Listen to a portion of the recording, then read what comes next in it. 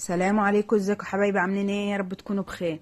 يلا معايا نقول بسم الله ونشوف هنعمل ايه النهارده. طبعا في الجو الساقع ده قلنا نعمل حبه قرص سهلين وابسط من البساطه. معايا اول حاجه نص كيلو دقيق، ده مش كتير، نص كيلو. حطيت عليه نص كوبايه سكر، انا عايزاها مسكره شويه لان انا مش هعملها محشيه.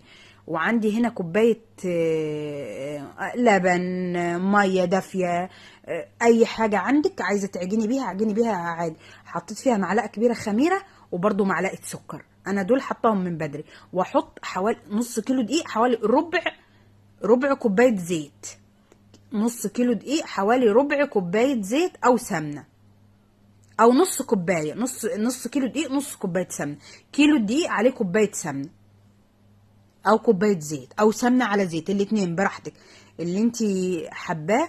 فانا هنا عامله نص كيلو او ازيد من نص كيلو بشويه، حطيت عليه حوالي نص كوبايه نص كوبايه زيت. وزي ما قلت لكم الكوبايه التانية فيها الخميره ومعلقه سكر.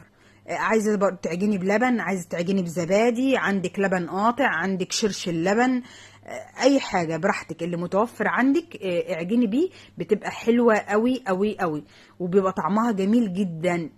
حاجه بسيطه وسهله وبتوفر عليكي.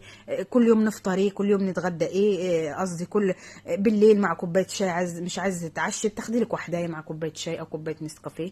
الصبح برضو بتفطري بيها مع كوبايه شاي او كوبايه نسكافيه. يعني يومين ثلاثه كده ترتاحي من حوار كل يوم نفطري. اقعد بقى بعد ما هرستها بالدقيق بالزيت وقلبت المكونات الجافه كلها على بعضيها. حطيت الخميره ومعلقه السكر اللي في الميه، غير نص كوبايه السكر اللي انا كنت حطاها في العجينه. يعني انا كنت حاطه نص كوبايه لان انا عايزاها مسكره، لاني مش محشيه، مش هحشيها اي حاجه، اعملها ساده ساده بس بالسكر، تبقى مسكره كده حلو. بعد كده اقعد اعجن فيها بقى كده بعد ما فركتها بالسمنه او بالزيت. اكب الخميره واقعد اعجن فيها عجنه كويسه. نجاح القرص يا جماعه في العجن، اعجني فيه كويس، اديله حقه، اديلها حقها كده عشان وده اهو عجنتها. اغطيها بقى واسيبها في مكان دافي تخمر.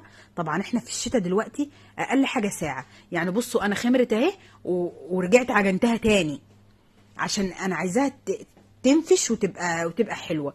طبعا اكور كده واجيب برضو بطرمان السكر لان ولادي بيحبوها الساده، بيحبوها مسكره زي اللي بتتباع في الفرن. عايزه تعمليها بالسمسم، يعني بدل السكر ده ممكن تعمليها بالسمسم. براحتك برضو، دي حاجه ترجع لك انت. تقطعي كده وتجيبي طبق فيه حبه سكر وتسقطيها فيه. العجينه طريه وبتلزق، يعني طريه شويه وبتلزق. هي خدت مني يعني كوبايتين ونص ميه. كوبايه، لان الكوبايه اللي انا كنت حطاها في الاول دي دي 400 ملي، يعني حوالي نص كيلو ميه. حطيت واحده وحطيت بس لا، هي حطيها هي بس عشان ما تطرش منك العجينه قوي.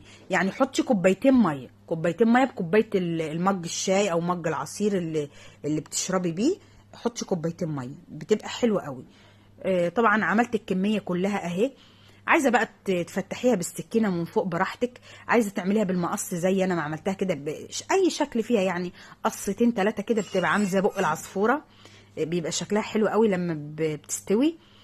طبعا وانا بعمل في ده مشغله الفرن عشان تسخن. احط صاج جوه الفرن واحط الصاج التاني فوق الفرن في السخونيه عشان برضو يخمر، ويبقى اسيبهم شويه يخمروا وبعد كده ادخل واحد الفرن وواحد احطه على السخونيه بتاعه الفرن. طبعا المره الاولانيه بعد ما بتعجنيها بتسيبيها حوالي ساعه. احنا الجو شتاء وبتطول ما تقلقيش، يعني هي بتطول على ما تخمر. بس افتحهم كده واسيبها بقى تخمر. لما بتخمر بيبقى شكلها وبتتضاعف، فانتي ما تحاوليش تزنقي قوي بينهم. انا في الصينيه الصغيره زنقت بينهم، لزقوا كده كام واحده لزقوا في بعض. وده هو بعد ما سويتهم بصوا هشه وخفيفه ومن جوه. بصوا دي سخنه، الفتحات بتاعتها عامله ازاي وطعمها روعه. يعني ولادي شكروا فيها قوي. بصوا طريقه عامله زي الفينو بالظبط، بس طعمها وريحتها جميله جدا. الخميره اللي عامله زي الحلاوه الطحينيه دي بتبقى حلوه قوي يا جماعه، الخميره اللي هي في الفرن بتاع الفينو. اتمنى يا رب الفيديو يكون عجبكم، وتجربوا طريقتي في القرص بسكر وتكون جميله. اسيبكم في رعايه الله، والسلام عليكم.